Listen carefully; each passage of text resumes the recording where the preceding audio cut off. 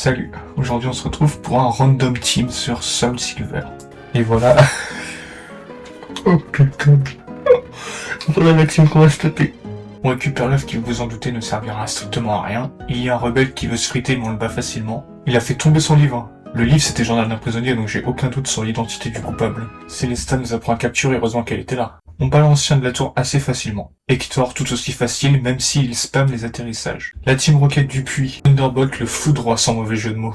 On galère contre un sécateur du deuxième champion. En fait j'ai vraiment essayé de respecter un certain level cap mais à un moment donné c'est plus possible. Malgré tout on finit quand même par s'en sortir à force de persévérance et de potions. Et pour ce qui est du rival ça passe comme une lettre à la poste. Blanche a un peu réveillé le traumatisme que j'avais. Mais bon, ça finit par passer. On se rend à la tour flambée, mais on fait fuir on fait fuir quelque chose, qui est bleu. Contre Mortimer, on suit un principe simple, le type Psy bat le type Spectre, sauf que l'inverse est aussi vrai, et comme Rhumatisme est très faible, il se fait one-shot à chaque fois. Les Pokémon de Mortimer sont trop forts pour le reste de ma team, donc je dois briser le level cap. Ça finit par passer, si on rencontre déjà des difficultés, ça va être compliqué la suite. Avec Rhumatisme et Bitantron 2, on bat assez facilement le fanboy du dessus qu'une. Encore une fois, grâce à Thunderbolt, ce champion-là, ça passe assez facilement. Et donc évidemment, après avoir battu Chuck, on soigne le Pharambe du phare. Son Stylix à Jasmine est quand même assez costaud.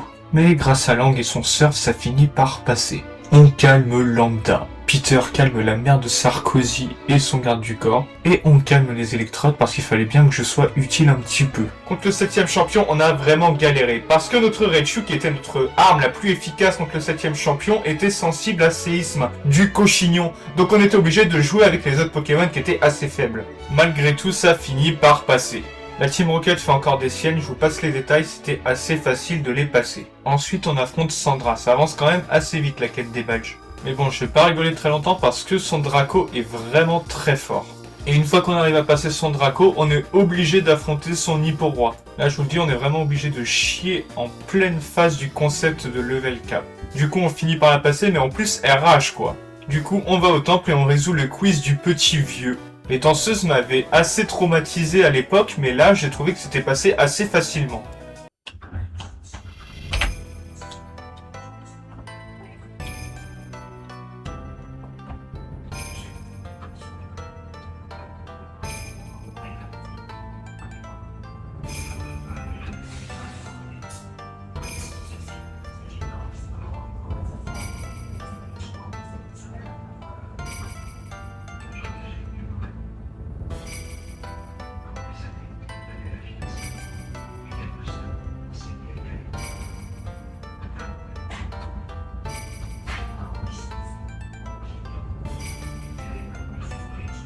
Je trouve cette scène trop stylée, même si je la préfère avec Oh-Oh, mais bon, la version Hardgold elle marchait pas avec Soul Silver.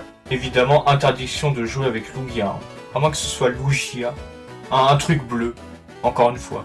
On arrive à sweep le rival avec Thunderbolt. Pareil pour Lucio parce que Rhumatisme avec Ballon, c'est vraiment fort, hein. Il a une attaque spéciale assez puissante. Coca c'était différent parce qu'il arrêtait pas de nous PSN et son Ostenfer est vraiment très rapide et très fort. Contre Musclor, c'était compliqué parce que ces Pokémon tapent fort et que les nôtres sont assez faibles. Mais avec Rhumatisme et Lang, ça passait assez facilement. Contre la dernière membre du Conseil 4, c'était beaucoup plus facile que ce que je pensais. Pour Peter, c'est simple, tous ces Pokémon partagent le type vol, donc on a dû compter beaucoup sur Thunderbolt. Et aussi des rappels max, parce que franchement, il tape vraiment très fort et il est très résistant. Et donc ça fait qu'on termine le jeu pour la première fois. Il reste une autre région à parcourir et donc d'autres champions à affronter. Le Major Bob c'était déjà un obstacle de taille, il fallait qu'on compte sur Épine. Mais heureusement il est très résistant et il peut apprendre Séisme. Ce qui fait qu'il a pu dézinguer tous les Pokémon de Major Bob. On profite que Magnézone, il n'a pas le talent lévitation pour on ne sait quelle raison. Sa copine de type Psy, on s'en sort bien, il fallait juste XP Rhumatisme jusqu'à ce qu'il puisse battre facilement les Pokémon adverses vu qu'il est très sensible. Fait la petite quête avec la Team Rocket et avec le rencard d'Ondine pour ensuite l'affronter. Avec Thunderbolt, c'était assez facile, je les sweep. À la suite vient Erika et là c'est un problème parce que je n'ai rien de très efficace contre elle à part Lang qui est vraiment très faible. On a dû faire tourner notre team comme l'équipe de Chelsea Prime, mais ça a fini par passer. Le principal défaut de notre équipe, c'est qu'elle manque de polyvalence. Mais bon, c'est un peu logique quand tu fais une team random comme ça sur internet, tu t'attends pas à en avoir. Mais ça va nous poser problème pour la suite. Contre la fille de Koga, on s'en sort assez bien, même si encore une fois, les Pokémon poison ne font que de nous empoisonner. Avec Épine, ça passe assez facilement. Il tape vraiment de plus en plus fort au fur et à mesure qu'il progresse dans les niveaux. Malgré la présence de Bitantron 2 et de Langue contre Pierre, c'était assez difficile. Par moments, on a galéré. Mais bon, ça finit par passer. C'est clairement pas lui qui va nous poser des gros problèmes. Contre Auguste, notre Épine, il va vraiment être très efficace. Je vous jure que ce let's play, il donne une carrière à Coraillon. Le fait que Swérisme ce soit aussi efficace avec lui, c'est quand même incroyable. Contre Blue, je vais pas vous énumérer tous les problèmes qu'on a eu. En fait, la plus grande qualité de son équipe, c'est sa polyvalence, et nous, c'est notre plus grand défaut. Donc forcément, à un moment, ça coince. On a dû vraiment pas mal XP pour y parvenir. Retour à la ligue et retour au même problème que précédemment, mais avec des niveaux en plus. Et donc on soigne le problème des niveaux manquants et de la difficulté qui revient quand il y a la différence de niveau est trop faible, en ayant une différence de niveau de plus en plus élevée. Mais à un moment donné, on va plus pouvoir glow up, il va bien falloir que ça passe.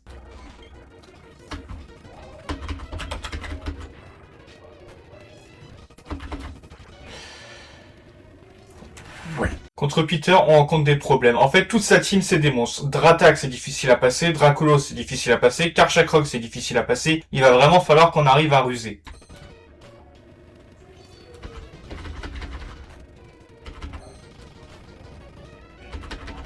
Carré, bravo Lang, t'as fait ton taf. Le truc, c'est que là, seul Lang a fait son taf, donc je suis obligé de mettre tout le monde level 100 dans une session XP, entre guillemets. Désolé, on speedrun ici.